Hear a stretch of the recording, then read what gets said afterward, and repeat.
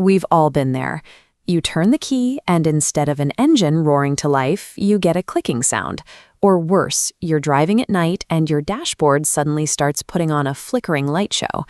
It's easy to blame the battery in these moments, but the real power plant of your car is the alternator. It acts as the beating heart of your electrical system, constantly generating energy to keep everything running while you drive. Today, we are going to walk through a complete physical exam for this vital organ. Using a simple tool called a multimeter, we can run 5 specific checks to see exactly how healthy your alternator really is. For this exam to work, we follow one strict rule. We perform every test twice. We start with the engine at a resting idle, with the radio off, the lights off, and no accessories running.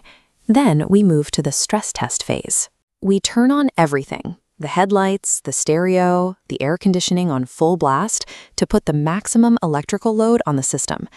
Testing the system under severe stress forces it to work at its absolute limit. Doing this reveals hidden weaknesses that might look perfectly normal at a resting idle, giving you a chance to catch a failing component before it leaves you stranded. The first step in our exam is checking the basic pulse. With the engine running, we take a reading right at the battery terminals. A healthy system will typically show a steady output between 13.5 and 14.5 volts. Older cars had alternators that blasted a fixed amount of power no matter what the car was doing. Modern cars use smart systems tied to a computer, reading the temperature and the electrical demand to adjust that power output on the fly. They adapt using a method called pulse width modulation. Think of it like a mechanical valve inside a water pipe. The valve rapidly snaps open and shut multiple times a second. By changing exactly how long that valve stays open each time, the car can precisely control how much power flows through. We test how well this valve is being controlled by checking the voltage regulator under our full stress test. As we turn all those heavy accessories on, a healthy regulator will adapt smoothly, keeping the system pressure perfectly steady without skipping a beat. If that internal regulator is wearing out, you'll see the numbers jump around violently. A sudden drop from 14.5 down to 13.9, or a wild spike past 15.1 volts, points to a compromised regulator that can't handle the pressure.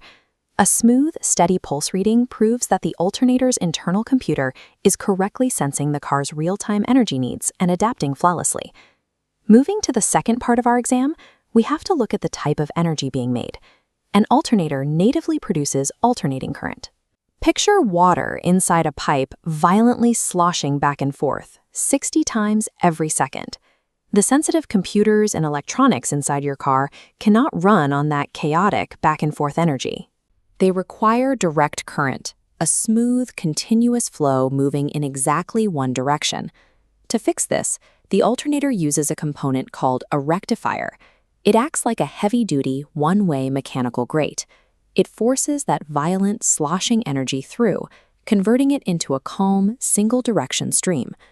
We can test if this grate is damaged by performing an AC ripple test. By switching our multimeter to read AC voltage at the battery, we check to see if raw, chaotic energy is leaking through the filter. We want to see a reading well under 0.5 volts AC. If the reading climbs higher, raw, sloshing current is escaping into the electrical system, which will cause your car's computers to start acting erratically. When you pass the ripple test, you confirm that these internal filters are fully intact, delivering clean, usable power to your vehicle. Next, we check the vehicle's electrical circulation by performing a voltage drop test under full stress. Measure the path from the negative battery post directly to the metal casing of the alternator itself. We are looking for a reading of less than 0.5 volts DC. Any number higher than that represents energy getting stuck and lost due to heavy resistance along the wires, much like a pipe narrowing at a rusty, corroded section and killing the flow. If you see a high voltage drop reading, the alternator itself might be fine, but the power it creates is getting trapped by those clogged wires. It acts like a restricted exhaust pipe, and that trapped energy has nowhere to go but out as damaging heat. To spot these exact hidden bottlenecks, mechanics often use thermal imagers. These work like an X-ray for heat, allowing you to visually pinpoint where a wire or a connection is burning up due to extra resistance. A thermal camera can also scan the alternator casing itself. If that metal casing is running hotter than 250 degrees Fahrenheit, it is likely caked in years of oily road grime, unable to cool off and slowly choking to death. Even a brand new, perfect alternator is completely useless if the surrounding wiring infrastructure restricts its power from reaching the battery. Let's review our diagnostic journey. We checked the basic pulse through standard voltage. We tested the internal traffic cop with the regulator test. We verified the energy filter with the AC ripple test. And we confirmed healthy circulation with a voltage drop test. Professionals will often run one final check using a specialized tool called a DC amp clamp. This verifies the alternator is doing the heavy lifting to carry the electrical load, rather than draining the battery to keep the car running. If the alternator successfully passes these specific electrical checks, it has a completely clean bill of health. You don't have to throw expensive parts at a problem and hope for the best. With a basic multimeter and a bit of patience, you now have the knowledge to perform a definitive electrical checkup and find exactly what your vehicle needs.